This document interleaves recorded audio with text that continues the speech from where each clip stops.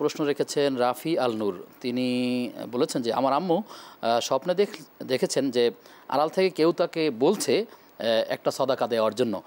এছাড়া এর আগেও তিনি স্বপ্নে দেখেছিলেন আমার দাদি যিনি মৃত্যু তাকে বলছে মিসকিন খাওয়ানোর জন্য। তখন কিছু মিসকিন আমরা খাইয়ে দেই। প্রশ্ন হচ্ছে যে একটা খাসি সদকা করলেই কি হয়ে যাবে, নাকি খাসির মাংস আমরা কোনো পশু পাখিকে মধ্যে বিতরণ করে দিব? বিষয়টি আসলে কী করতে হবে তার? জাযাকাল্লাহ, অনেক দামি এবং সুন্দর প্রশ্ন বলে আমি মনে করছি। স্বপ্নটা আসলে তিন প্রকার।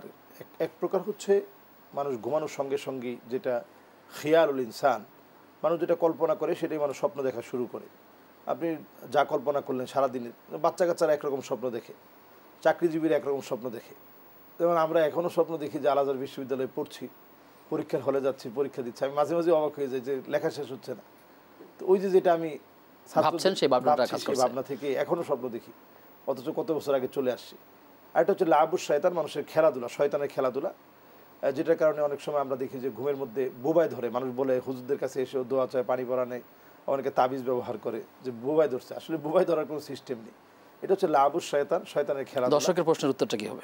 দর্শকের প্রশ্নের উত্তর হচ্ছে এই জাতীয় স্বপ্ন যখন আমরা দেখব, একেবারে ফজরের আগ মুহূর্তে যদি আমরা দেখে থাকি, তাহলে এগুলো স্বপ্ন বেশিরভাগ ফজরের আগেই দেখা হয়। তো এই সময় আমরা সৎকা করে দিব। কোনো পাখিকে খাওয়ানো দরকার নেই। ইসলামের সবচেয়ে গুরুত্বপূর্ণ কাজ হচ্ছে তুতঈমুত তাআম, মানুষকে খাবার খাওয়ানো। যে কোনো ইয়েতিম, মিসকিন, গরিব, দুঃখী, যদি আপনার আত্মীয় স্বজনকেও খাওয়ান, কোনো অসুবিধা নেই। আমরা এটা মানুষের মাঝে খাইয়ে দিব, বিলিয়ে দিব ইনশাআল্লাহ।